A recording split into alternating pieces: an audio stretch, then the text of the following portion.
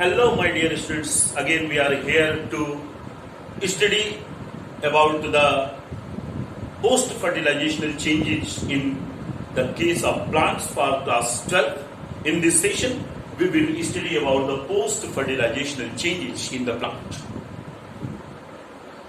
Before discussing post-fertilization changes, what do we mean about the post-fertilizational change? We mean about the development of zygote into embryo, further development as the ovary is getting changed in the fruit and the ovule is getting changed in its seeds and all these changes when we are talking about, this is known as post-fertilizational changes. Here we are going to discuss the structures one by one. I am previously going to discuss about the endosperm. As you know that this endosperm is formed by fusion of central nuclei with one male gamete, and you know two nuclei are present fusing with one male gamete. Three nucleus will be there, therefore it will be called 3N endosperm. This 3N endosperm undergo divisions. Its nucleus is dividing mitotically, and after division they are forming a structure where only nucleus are present. If only nucleus are present, then it is known as free nucleus, as you can see here. I told about this free nuclear type of endosperm because this is commonest type of endosperm, as you can see here.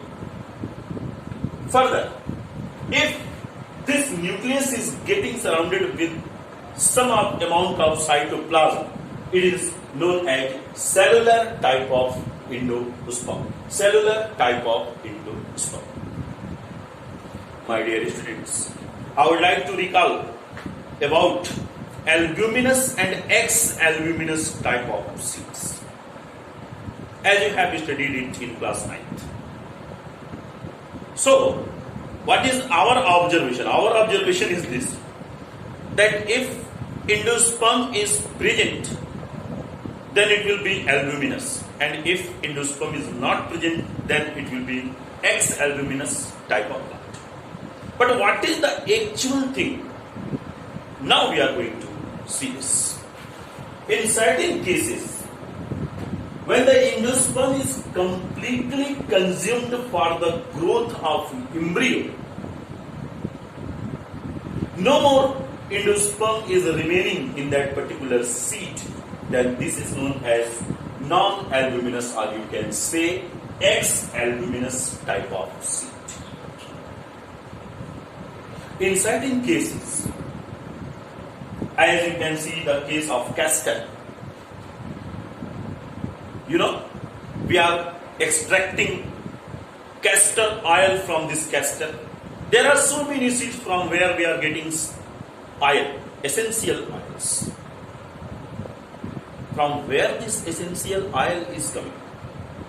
This essential oil is coming because some of the part of this endosperm is getting consumed in the growth and development of embryo, while rest of the part is getting converted in the form of oil that is deposited in that particular seed. After this, I think you are now well known about the endosperm.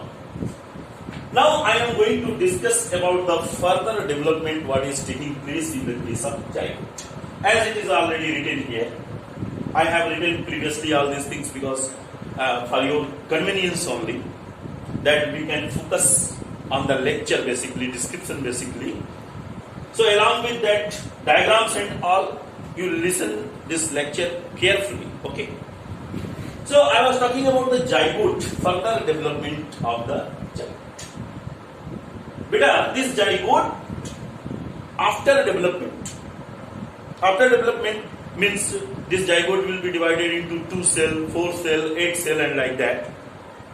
Finally, it is acquiring a situation, a status of embryo, that is known as before embryo, it is known as pre-embryo.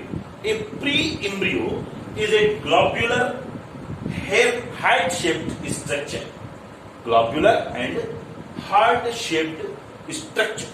This is known as pro-embryo.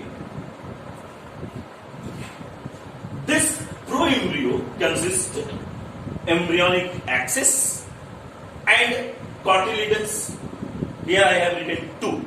Two cotyledons will be present in the case of monocotyledonous plants. Dicotyledonous plant, while only one cotyledon will be present in the case of monocotyledonous plant. Here, this is the structure of a typical dicot embryo. What we are seeing here, see, there are two cotyledons and there will be one embryonic axis. Just above the embryonic axis, there will be epicotyle. There will be epicotyle. Just below the epicotyle, or you can say just below the embryonic axis, there will be hypocotyle. There will be hypocotyle. This epicotyle will change into plumule. This epicotyle will change into plumule. While this radical region, as you can see here, is having a thin membranous root cap. Thin membranous root cap. Now, what will be in the case of monocotyledons?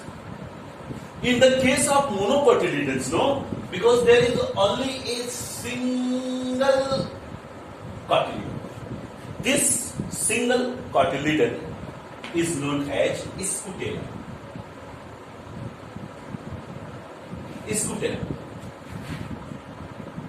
Here also, just epicotyle will be present. As you know, that the developmental pattern in the case of dicotyledon and monocotyledon is same. There is some structural differences, but the developmental pattern is same. Okay? So, because here two cotyledons were present, here only one cotyledon is present. So, this one cotyledon will be called as scutellum. Scutellum. It can be seen in the case of tube grass. No, tube grass, or you can say Cynodon dactylum. So, now what will be the structural difference? Number one difference came here. Only a single cotyledon was present, that was known as scutellum. And this epicotyle that is getting converted into plumule, no, this plumule, is a shoot forming thing. Therefore, there will be leaf primordia also.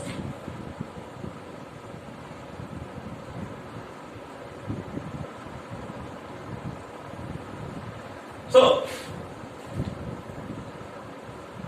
what is leaf primordia? See, pro-embryo is developing into embryo. Therefore, these leaf primordia are the initial things which will be developed into a leaf, which will be developed into a leaf. Here, this leaf primordia in the case of monocotyledons will be surrounded with coleoptile. Coleoptile. Remember this. Leaf primordia will be surrounded with coleoptile, a thin membranous coleoptile, while the radicle will be surrounded with coleorrhiza. Coleorrhiza. These two structures. Try to understand. Here, there was no any coleoptile, no any coleorrhiza, while in the case of monocotyledonous type of embryo, there was scutellum, there was a membrane surrounding this leaf primordia that was known as coleoptile, and the membrane that is surrounding this root will be coleorrhiza. Coleorrhiza. After this, I am going to discuss about the fruit. about the fruit. So, a fruit is a ripened ovary. A fruit is a ripened ovary. A fruit is a ripened ovary. If you see, if you remember, please see this diagram.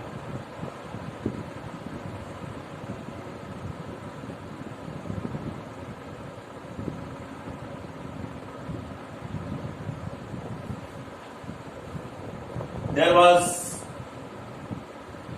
what is name? The place that was present between the integument was micropyle. Micropyle. And if the site will be here, all developments are taking place here only. So, these integuments are forming the seed coat, leaving a small pore on the surface, that is micropyle. From this micropyle, germination tube will come out from the seed. Germination tube will come out from the seed. This is the structure of fruit. Fruit can be classified into two types: true fruit and false fruit. If the fruit is developing from the ovary only, this type of fruit is called as true fruit. And if the fruit is developing from any other portion rather than this ovary, this type of fruit will be called as false fruit. This type of fruit will be called as false fruit. Okay. So this was about the fruit. There are certain things which we are going to discuss. There are three: polyembryonic, apomixis, and